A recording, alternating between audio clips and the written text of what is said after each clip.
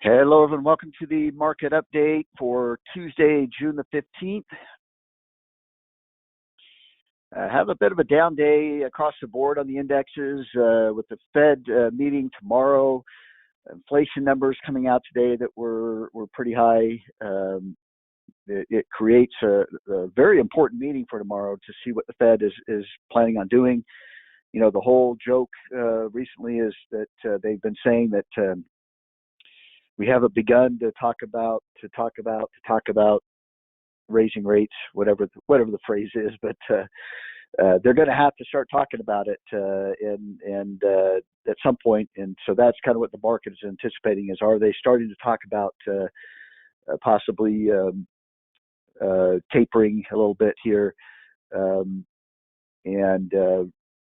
starting to raise rates. So we'll see what happens in that meeting.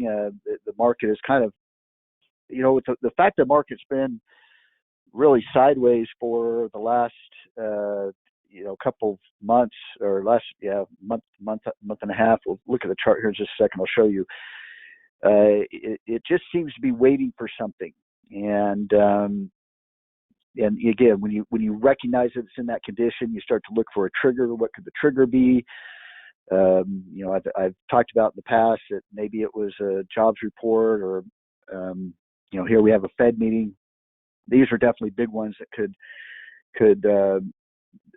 cause something. Now, these are ones that we know about that are on the schedule. There could be things that come out that are unknown that rock the markets, that come out of nowhere. The bottom line is to recognize the condition the market is in. It's in a condition where it's kind of waiting for direction. And the buyers right now are not overly aggressive. Sellers are definitely not able to push the market down.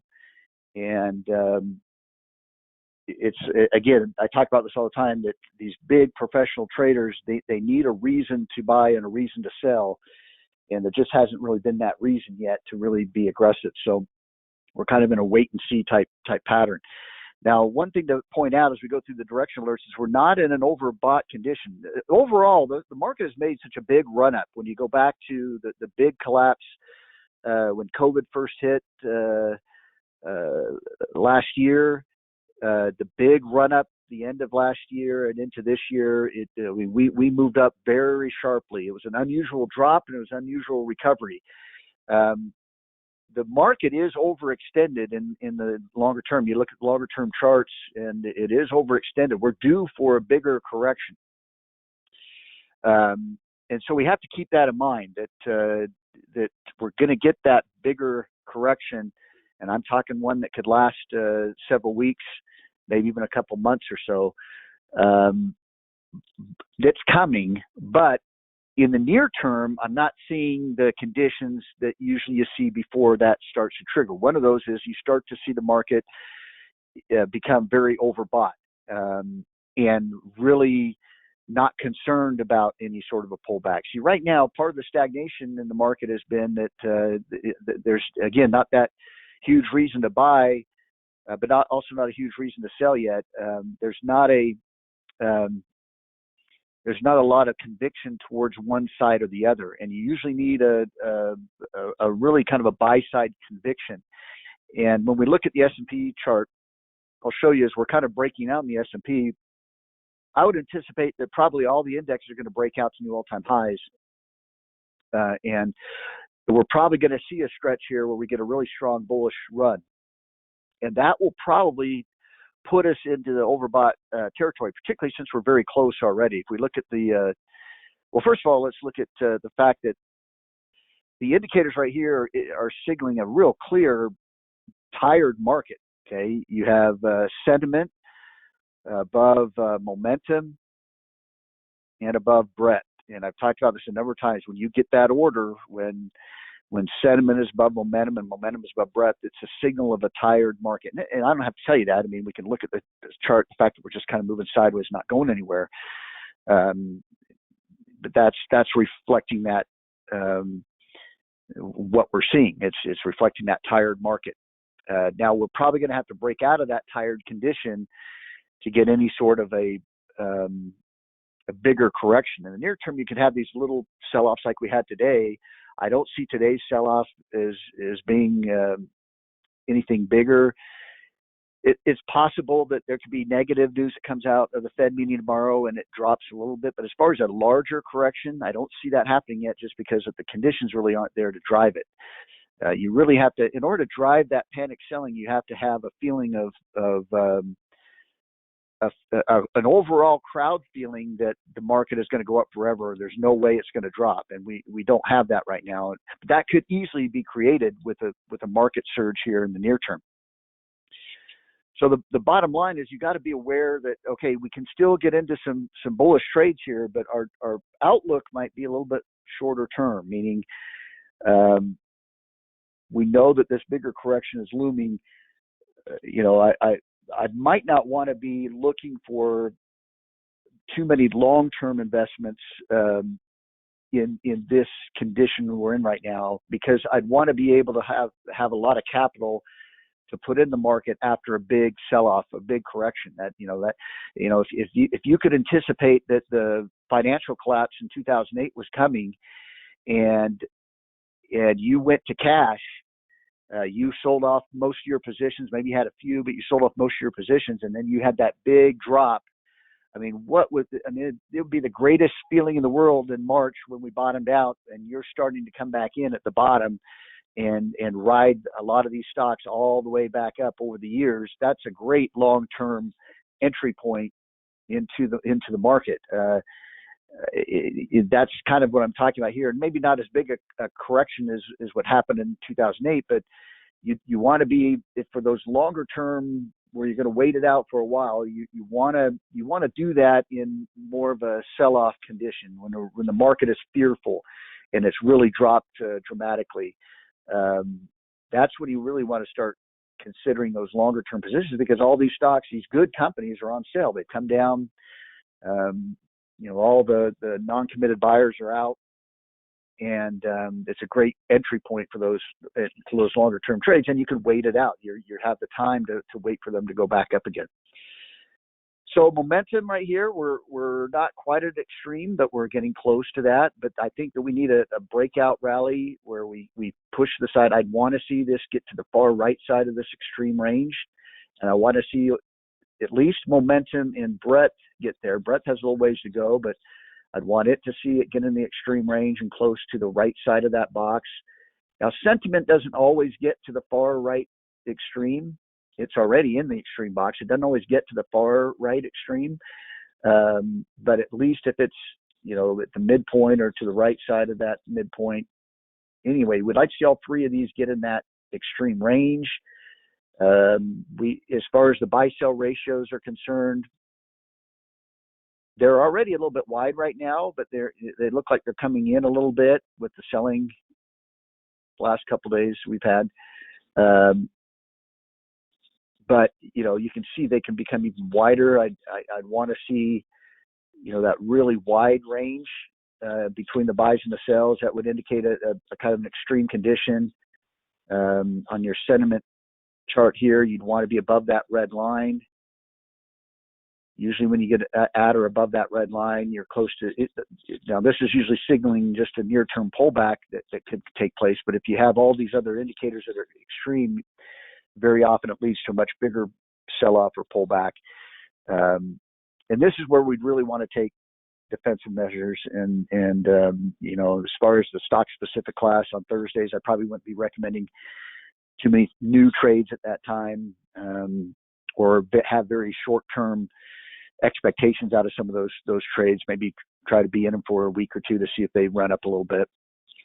But again, we're not quite there yet. And again, I'm not saying that the market is going to charge forward, on a down day like today, that's just going to turn around and come back up again. You could get a decent little sell-off that, in fact, very often that can happen before you get the bigger sell-off. Sometimes earlier you'll get a mild sell-off that kind of gets the attention of the trading crowd. But then it also reinforces the buy the dip mentality when it rebounds and goes back up. It really reinforces that man, there's no way this market's going to drop. You always buy the dip. It's always going to go back up again. It reinforces that belief system, which is again important in creating that panic when buy the dip doesn't work and it starts moving lower and lower and lower. Anyway, so I wanted to point that out, that again, we're not yet at those extreme overbought conditions that you'd like to see before a bigger pullback. But let's take a look at the individual stocks. And, you know, when I talk about the tired market, it really is reflective in what we've seen just over the last few days. I mean, here we had the S&P.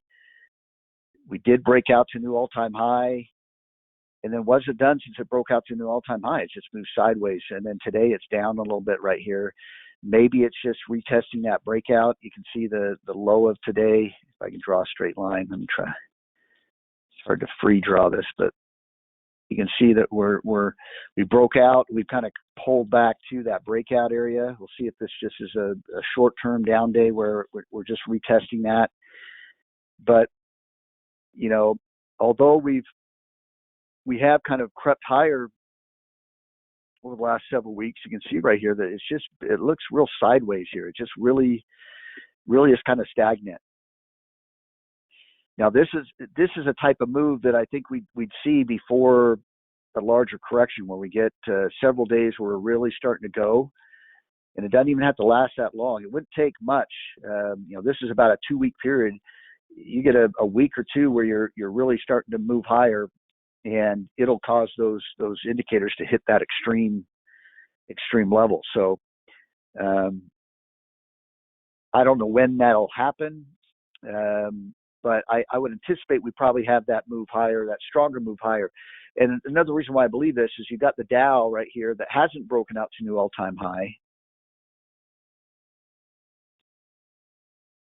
But if it starts to rally from here, you've got a higher low right there. You got kind of a triangle formation here that's forming that could cause an explosive move higher.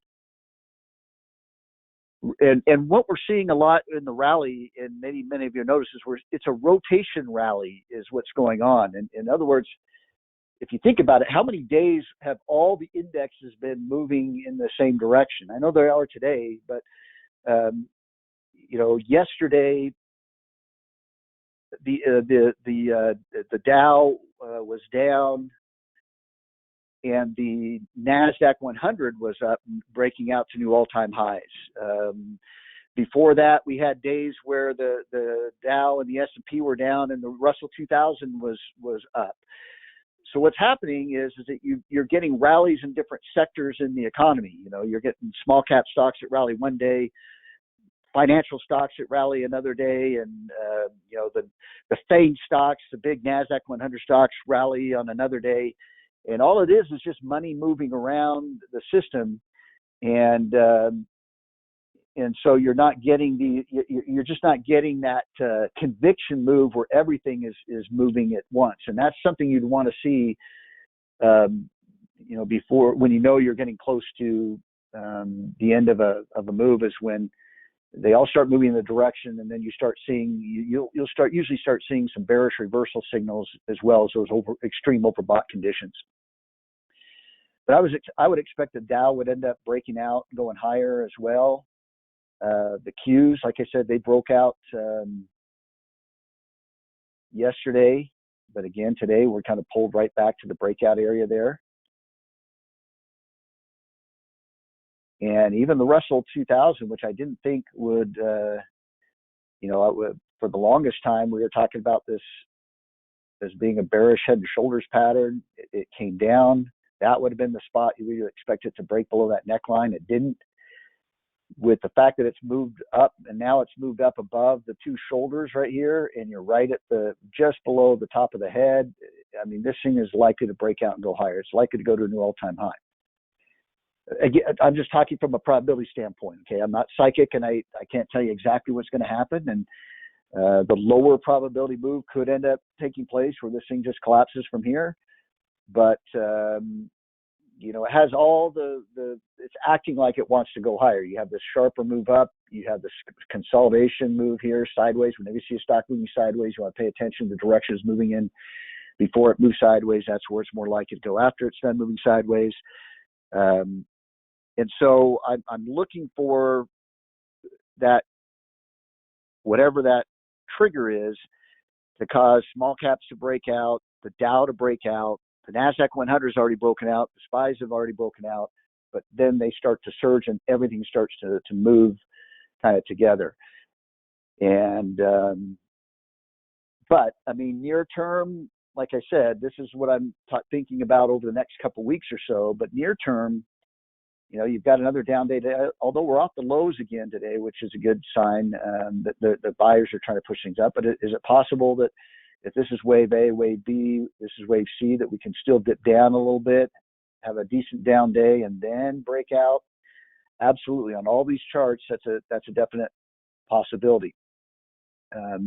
So it's very difficult to predict the day-to-day movement unless you have a really strong candle formation that could predict it. But if I'm using just a pure candle formation, if we go back to the Qs, what is this candlestick formation right here? Remember from the training back in May, we talked about inside days. In fact, that's going to be part of our training today, is talking about we're going to build on the Harami, or the inside day. Well, if this holds, and again, we still have the time before the market closes, but if this holds right here, you've got a bearish inside day on the Qs. Now, that doesn't always mean that that an inside day is going to lead to a big drop. It often means that at least the next day you should be lower. And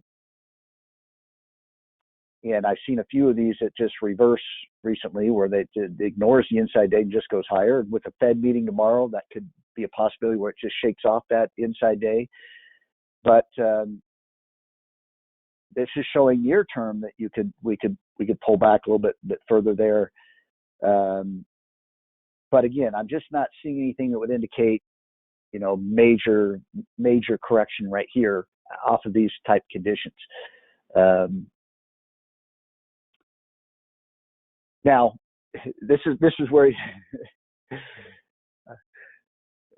where sometimes it can drive you nuts when you're trying to not be part of the trading crowd. I talk about this all the time, where we talk about the trading crowd, and you don't want to be following the trading crowd, right? It's all based on Elliott Wave, that you learn about the trading crowd and human nature, and you don't want to be that person that's falling into those traps. But the reality is that we're all traders, we're all part of the trading crowd, and we are all going to fall into these traps from time to time. The key is to try to recognize them as early as possible and try to be able to trade against them. But like I just got done saying, usually you would expect to see more overbought conditions before you get a bigger pullback. Is it possible that tons of traders are seeing the exact same thing I am and expecting the exact same thing I am, expecting that the markets are going to surge higher and become more extremely overbought before we get a pullback? And because of that, we get the pullback right here, right now. It surprises us. And is that a possibility? Well, sure. And but again, typically, those are the conditions that you're going to have ahead of those larger corrections. And but this is why we don't get too dug in on our analysis to where we feel like it has to go higher before we pull back in a bigger way. We got to always be able to adjust. And if the reality is it's starting to drop and things are turning ugly right now, we got to be ready to deal with that, take advantage of that. All right, let's continue to go down the list here. But as far as our going over a couple trades here, again, I still see, despite the weakness today, I still see some upside potential. So we can find some trades that we think could work out. We probably just don't want to be loading up too much in this environment. I've talked about that for a number of weeks, being a little bit more cautious and not having too much exposure. Bonds have dropped a little bit here. They broke out last week. This is that breakout area I talked about.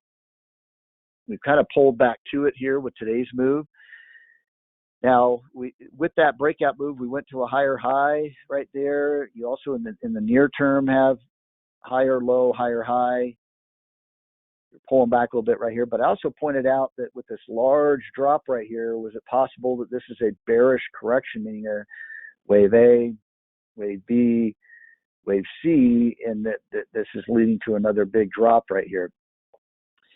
That's a possibility, and we're going to watch for that. I think one of the early signals of that, of bonds continuing to drop, would be do we drop back below this? We broke out to a higher high right here. Do we drop back below that area? I mean, that was resistance here. We broke above it. It should be support now. If we break below that support, it could be a warning sign that we're reversing back into a downtrend. The stronger confirmation would be going to a lower low right here. You have this near-term higher high right here, higher low right here. If you're dipping back down to a lower low right there, that would be, and then you have all kinds of confirmation. Going below this low would add confirmation that you're dropping, that this is a bearish correction and you're heading lower. With the inflation numbers that came out today, obviously higher expectations of inflation would typically cause bond yields to go higher, which usually means bonds themselves go lower or bearish. So with that news, again, we would anticipate that this is just a correction within the downtrend and that bonds are heading lower. That would be my guess based on the fundamental environment as well as what the chart is starting to do here. But these are the key points that I'd be looking at. Do we break lower than where we're at today? That would be an early warning sign that bonds are dropping again. This would be another sign as it drops to a lower low right here. And then this one right here would also confirm that downtrend. And we'll probably check on these different stages and different updates as well. You know, it's not going to probably do it all in one day or a couple of days there. Gold looks like it's in just a correction within the uptrend. So it's kind of like wave A, wave B, wave C. A little bit of a bullish reversal day yesterday, but it's kind of come back down today. So that kind of crosses each other out. We don't know if it's going to hold right here and start moving back up. Typically, rising inflation tends to be bullish for commodities, particularly gold and silver. For me, I'm anticipating that this is a correction within the uptrend and that gold can continue to move higher.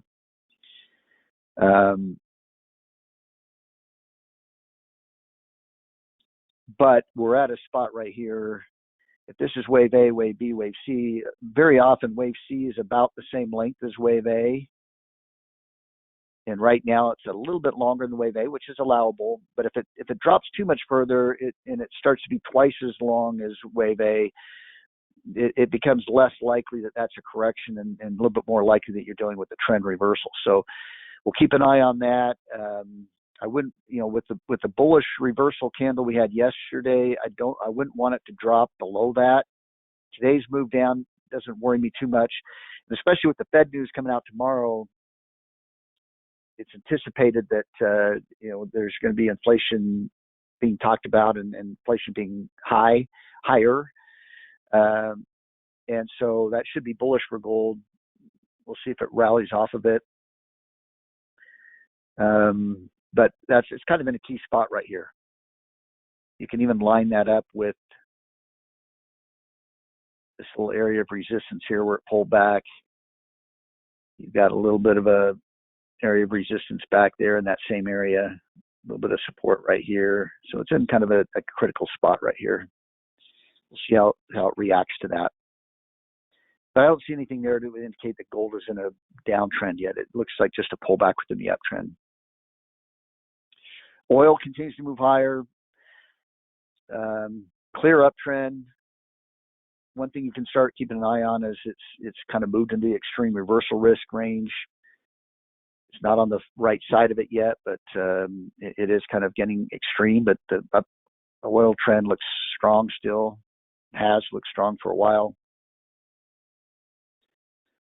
The dollar has been moving up a little bit in the last couple of trading sessions, but again, here's the larger trend down. It looks like this might be just a little bit of a bearish ABC pattern for a move lower. What are going to be some key spots? Well, here was a lower high on the way down, lower low. There's a lower low right here. Here's the bottom right here. So this was the last lower high before it kind of bottomed out. So that's going to be a key spot right here. If the dollar goes above that, you have to be a little bit concerned that maybe you're dealing with a trend reversal. You already have a higher low right here. You have a slightly higher high right here.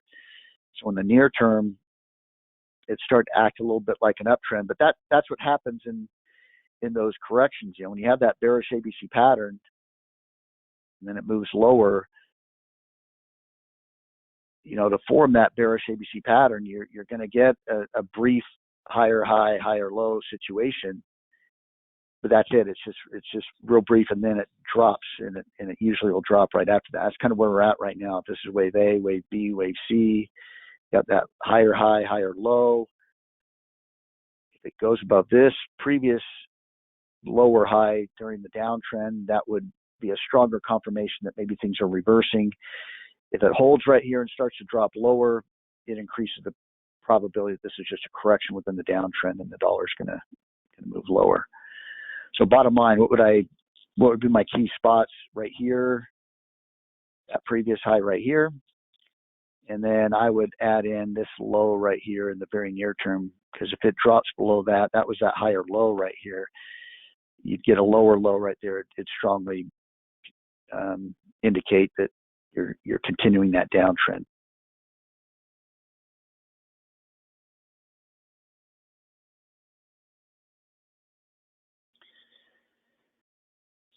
All right, so VIX.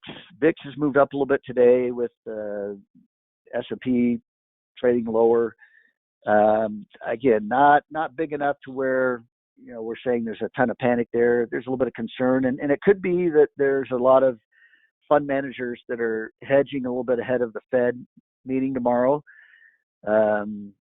Whenever there's events that are known like that, uncertainty, you can sometimes see the VIX spike a little bit ahead of it, and all it is them taking some precautions, buying some protection in case some unexpected news comes out. And then and that's it on the charts here. Let's take a look at some individual stocks, and then we'll get into the training. By the way, the training today is going to be on, it's a kind of a continuation of the Harami formation. It's called a 3 inside up or 3 inside down candle formation. It's kind of the Harami formation with confirmation, basically. It's pretty simple. It shouldn't be it's just kind of adding to what we've already learned. But before that, let's take a look at a couple stocks here.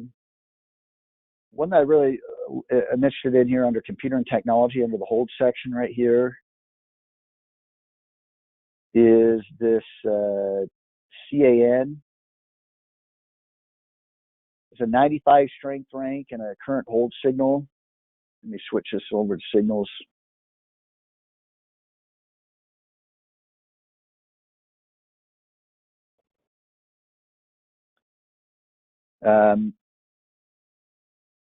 Again, you've noticed I'm looking for a lot of stocks that have declined and look like they might be starting to reverse back up. Here we had a drop. It kind of moved sideways right here, then dropped, had a little bit of a V-shaped move. Now we're moving sideways. That gives it kind of a inverse head and shoulders type formation with a neckline right into here. We're right at that neckline. Now, it looked like it was kind of going to break out yesterday, and it's kind of pulled back a little bit today, and that's fine. As long as it doesn't dip below this low, I think we're still fine. these lows line up right here, and that's what's given that kind of that inverse head and shoulders look to it. I don't know much about the company. I do know that it's related to Bitcoin mining, which has been really big. Anything related to Bitcoin has been pretty big, although Bitcoin's pulled back quite a bit recently. And that's probably a reason why this stock is pulled back. But again, you look at, you'll notice a common theme with a lot of the picks recently is that they come off their highs. You're seeing a little bit more of this rounding look to it. And if they are starting to work their way back up, you've got potential for them to go back up to their all-time highs and huge reward to risk. I mean, if we're getting in at $9 or $10 and this thing could go back to $40, obviously not immediately, and it would take probably time to work its way back up there. But I mean, that's very little risk for a huge reward potential. And those are favorite situations to look for. But I like some of the volume that's been coming in on this one too. I'll flip the volume bars on there. You can see you had a very high volume spike right here on this day when it kind of bottomed right here and started to move up. It had a huge volume burst and it settled back in a little bit. And then yesterday you had another high volume burst right there. Now remember, why is this important? Well, remember that I go back to how professional traders trade. Remember, they're buying thousands and thousands of shares or millions of shares of the stock, and they can't put an order in to buy 1 million shares at $11 a share or something like that, right? Like you would buy 100 shares. You could put an order in to buy 100 shares of the stock at $11 and it filled on all 100 shares and no big deal. But because of the size of what they're trying to buy, if they try to buy too much, they'll get filled on a few thousand shares at 11, and then the price will go up. Now it's at 11.10, and they got to buy another few thousand shares at 11.10, and then the price goes up. So what they're doing is they'd be jacking the price up on themselves. They're causing the price to go up because they're trying to buy more than the market can handle. And so they're jacking the price up on themselves. So that's a dilemma that these big guys have that you and I don't have. So how do they deal with that? Well, they've got to buy in increments. They can't buy it all at once. So if they do want to buy 1 million shares, what they have to do is buy a few thousand shares. The price goes up a little bit, and then they wait. They don't buy, and they wait for it to settle back down again, and then they buy a few more thousand shares. It causes it to go up, and then it settled back in. They buy a few more thousand shares. So they're able to ease their way into it without moving the price too much. But that chart price action shows what they're doing. That's what creates that stair step. And so when you see a low right here, and then you see a surge of buying right here, and then you see it settle in on lighter volume, and then you see another surge right here, it shows me that there's somebody that's trying to get in, probably a big guy that's trying to get into this trade quietly. And, well, why? I don't need to know why.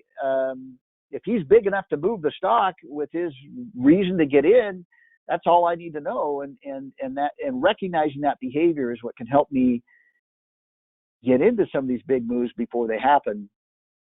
Because you often see that. You often see, that surge of money coming in. And again, it doesn't always move right away.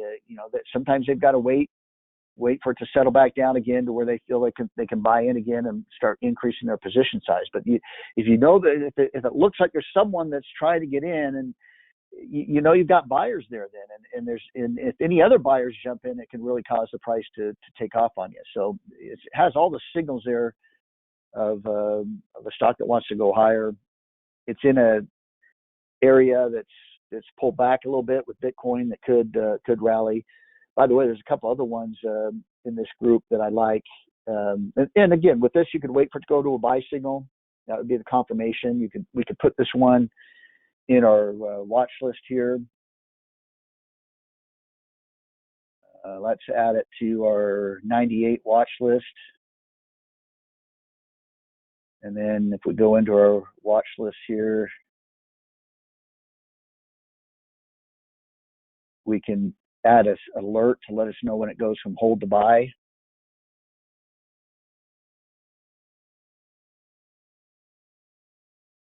Another one I liked, though, related to this under business services here, and these are already have buy signals, but they're recent buy signals. But Mara right here, 99 strength rank, it's related to Bitcoin as well. It's kind of moved a little bit in the last couple days here. Now, again, one thing you have to be aware of, though, is you've had this pullback right here, and it looks like it's starting to move higher, have higher high, higher low, gone to a buy signal. But let me play devil's advocate a little bit. What else could that be? What else could this rally be? Now, I'm not saying it is. You just have to be aware that it's possible. It's possible this could be wave A, wave B, wave C of a bearish ABC pattern, and that this is getting ready for another drop. Now, how am I going to know which is which? I can't know from here perfectly. The fact that it's already dropped quite a bit would make it maybe more likely that this is bottomed out and it's working its way higher.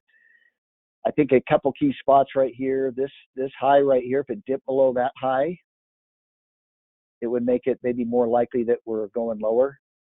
Definitely, if it dips below this low right here, it would make it much more likely that we're wrong about this going higher and it's going lower.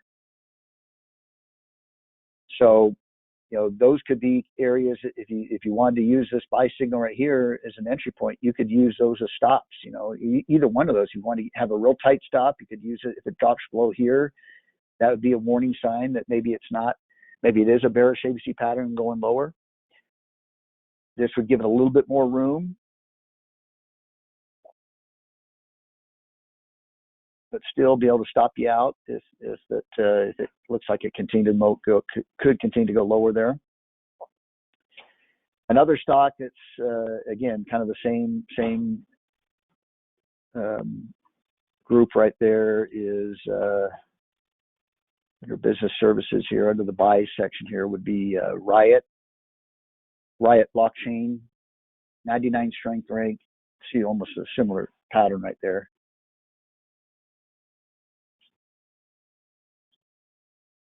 I do like the volume that came in yesterday.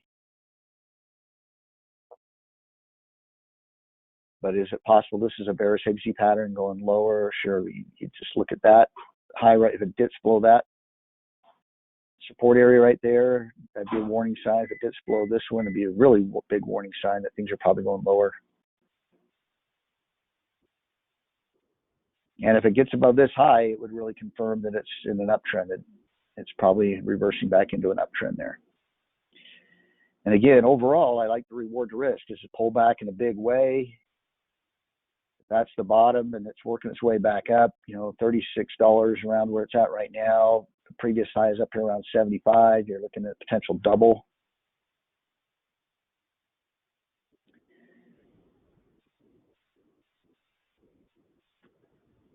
And let me go over one more in business services here, and then we'll save the rest for Thursday.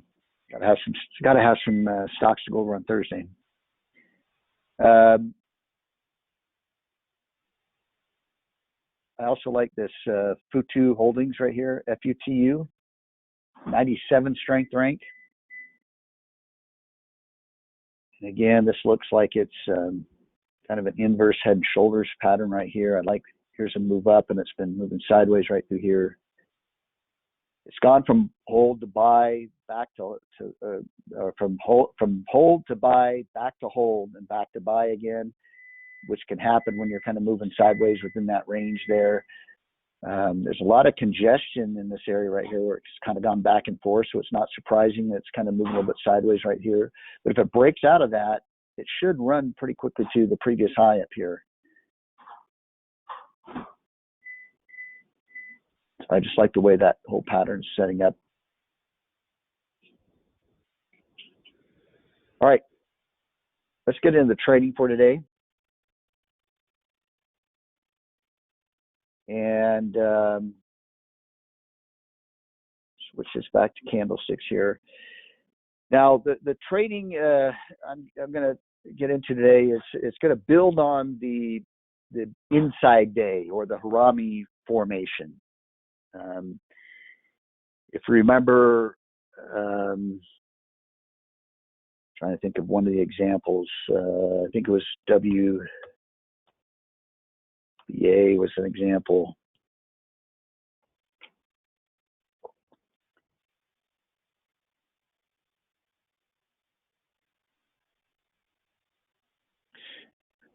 You know, where you had the run up right here, you had the bullish candle, the big bullish candle, and then you had the bearish reversal candle inside of that bullish candle right there, the inside day right there. In fact, I could even go to the slides here real quick. So the bullish Harami would be if you've got a downward move, you're dropping, have a big, it doesn't have to be huge, but a decent down day.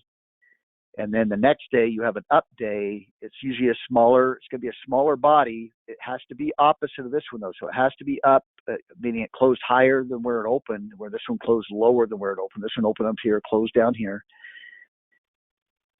And it should be contained within the body of the day before. Now, there are exceptions to this I talked about. You could have a little bit of an intraday low that dips below there. As long as the body is inside, that's the key. But there are variations of this where you can't have an intraday high or low that moves outside of the body. Obviously, if everything's inside the body, it's a stronger signal. So that's the bullish Harami. The bearish Harami would be the opposite, where you're having this run up, you're going up, and you have this big up day, or not necessarily huge, but a decent size up day, pretty bullish candle right there. And then the next day, it opens lower and closes lower for the day, but still contained within the body of the day before. That's the bearish Harami. Now, we went over that back on, I think it was May 13th. So if you want to review that, you can review that recording on the Harami. But this is just a continuation of that pattern, and it's really just the confirmation of that pattern. And it's called the 3 inside up and the 3 inside down formation. So the 3 inside up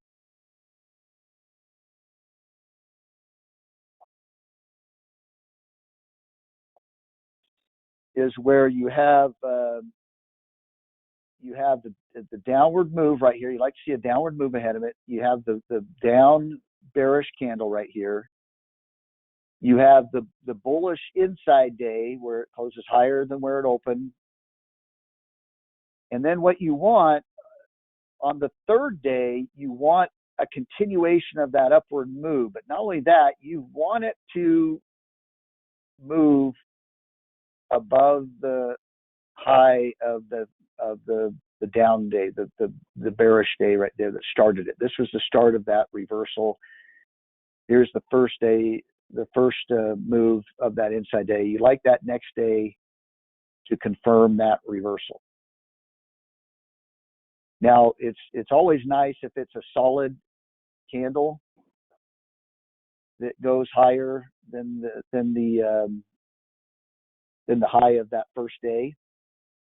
But it can be an intraday high. You could have an intraday high and then coming back down and closing, so you end up still closing higher than where you opened, but you had a little bit of a tail that went higher right there. That's allowed in the formation.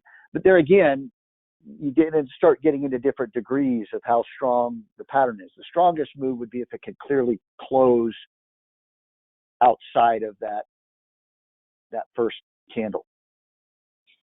And now with this pattern, there really isn't any additional confirmation that you need. This should lead to an upward move off of that. Now, it doesn't mean that the upward move is going to be straight up. Sometimes after you get a day like that, you'll get a pause day where it pulls back a little bit and then it takes off again. But that really is a strong reversal signal when you get all those three things the down day after a drop, the bullish inside day, and then a confirmation day where it's moving higher. And it's called a 3 inside up.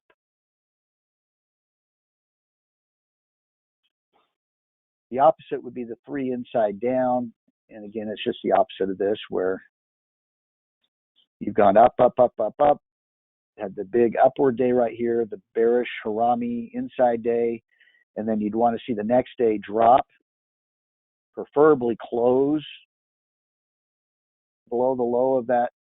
I'm trying to just make this sort of dark or red candle here. I know this is terrible here drawing, but you want to see it drop below that, outside of that first day. It could just be an intraday low that drops below it and then it tries to move back up, where you get a little bit of a hammer type formation there, or a shooting star. That would be the 3 inside down. So let's take a look at some patterns here on this one. Here's one on WBA. You had this really sharp move up. You had the body of this inside day did close here. Now this ended up being a little bit of a shooting star. This is a shooting star formation. Did have a tail that moved higher. You'd like to see more of the everything be inside that bullish bar right there. But this is one of those variations where, especially since this is, not only do you have a little bit of the tail moving up, this is a bearish shooting star candlestick formation. So you have a shooting star and a Harami, where the body of it closed inside. It was an inside day of this one right here. So it is a pretty strong bearish reversal in and of itself. But the next day right here, it continued to move lower. Now here was an example where it did drop below the low of that first day, rallied back up. It still closed lower than where it opened right here, but that would count as a 3 inside down day, because the intraday low did drop below that low of that first day. And you can see it continued to drift lower from that. And that day right there was confirming that this reversal. Now here we had a bearish inside day, and this next day we did close a little bit lower than the other inside day, but we didn't breach this lower low. It did the next day right there, but you usually want to see it do it on that next day. That's a stronger confirmation. Let's look at a few of the 3. Let's look at some 3 inside day up. 3 inside up formations. Let's look at FUTU. We were just looking at that chart.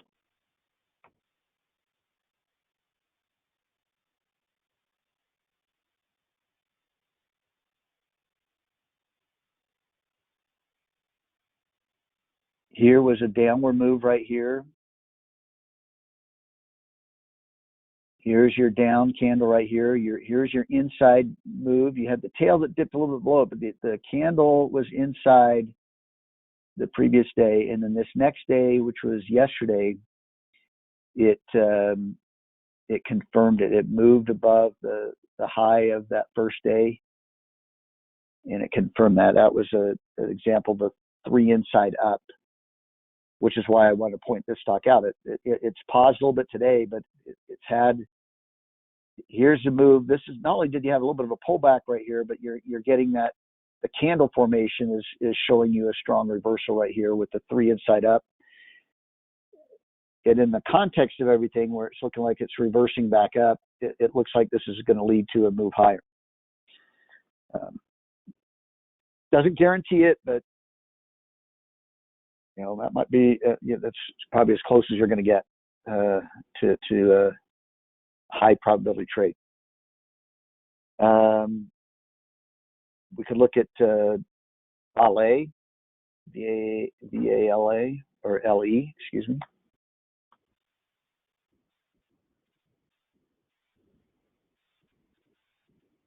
Kind of the same thing. You had this pullback right here. You had the bigger down candle right here. The next day was an inside day, although again it had some intraday, the intraday high that did go a little bit higher right there. But again, I'm telling you, if you're looking for perfection, having everything inside, you're not going to find very many of these. The next day it moved higher right here and did move above the high of the first day. I had a couple more days where it's moving up. It did pull back a little bit today, but again, a lot of these indicators are very short term, but you can kind of use them with, you know, the larger context. This whole thing looks like this is a move up right here. This is looking like a consolidation.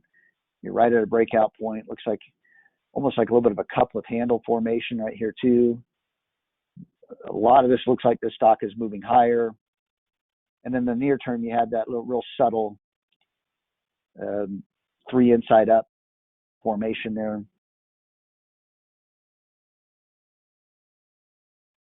Now I can show you an example of one that failed. I like to do this from time to time just to show that it doesn't always work. But here on snow,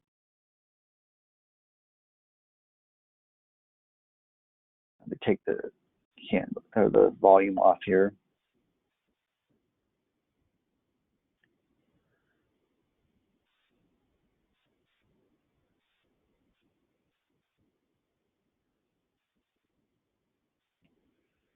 Here you had an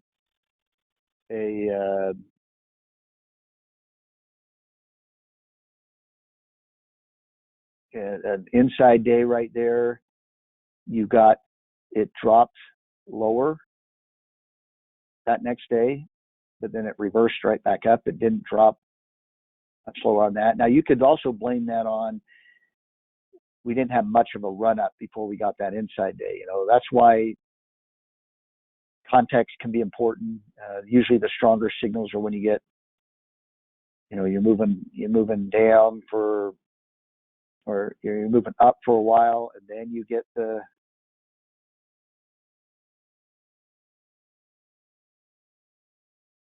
formation.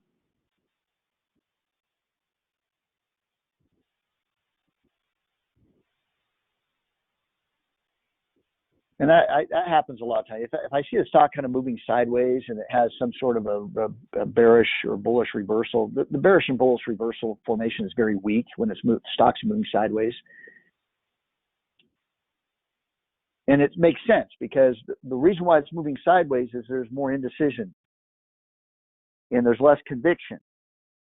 When you get these reversal signals, when you get a big upward move, there's conviction. People are expecting the stock going higher. And then you get that indecision in the midst of that conviction. That shows a shift in sentiment, shows a shift in the behavior and the confidence in the trend. That's why it's much more likely in that context you're going to have it work. It's going to drop off of that. You know, how much bullish sentiment could I have really built in 2 days right there? So yeah, it dropped a little bit off of that bearish Harami, but it didn't last very long. Okay, let's look at some 3 inside day down formations. Let's look at American Express, AXP. Back in January.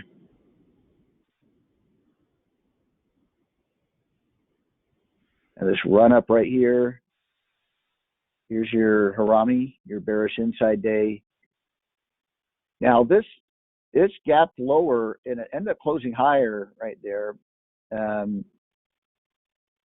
It doesn't have to be a down. It doesn't have to close lower than the open. It just needs to be lower and move lower than that first day. Now here in this case, it opened, it tried to rally, it rallied into that area right there and then faded. Now I would prefer, usually I'm preferring it to close lower because I want it to look weak, but again, that was it. You can see it led to a drop after that. That was an example of a three inside down. Another one.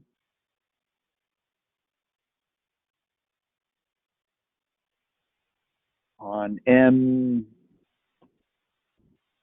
NMD.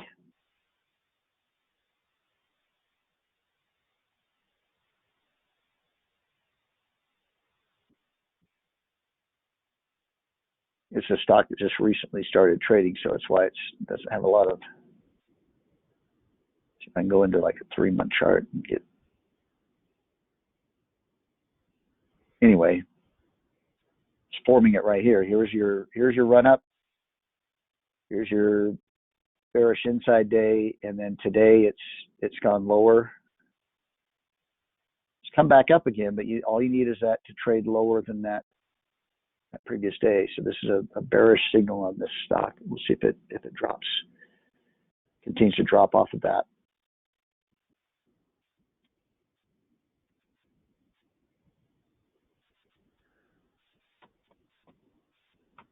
BLNK back in April.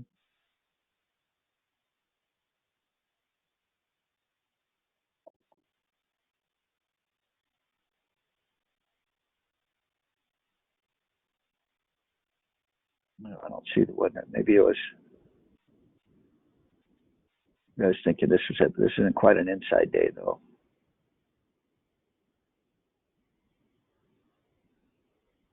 And we'll scratch that example. Sometimes I'll jot some of these down and they're not quite.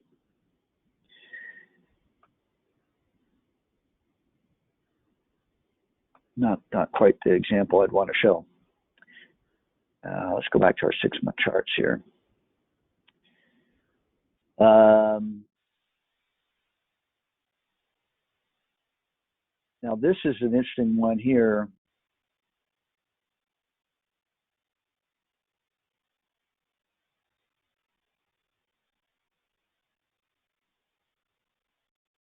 Where we had a sequence where we had a bearish inside day right here. It moved lower the next day, didn't quite get below that low right there.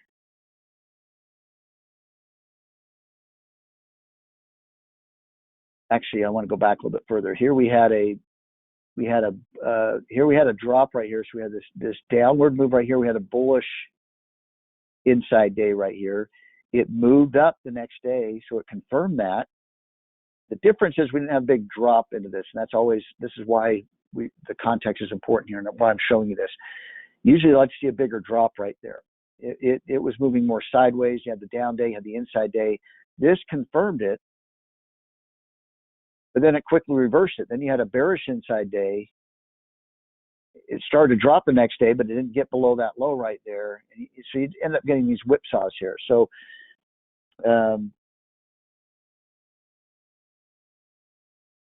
that's why it works better when you have the full context, the bigger run up. Here's a nice one though right here. Had a nice run up. Inside day. Next day it dipped. It did dip below the low of that day, dropped after that.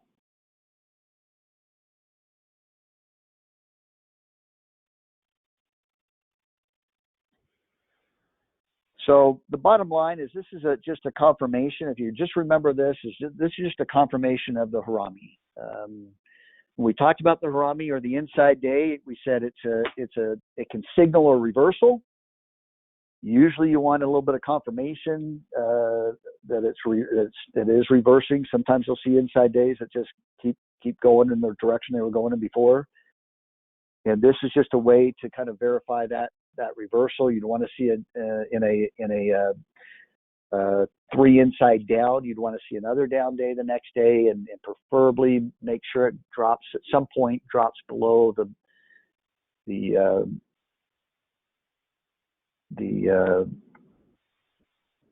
open of the first day in a 3 inside up.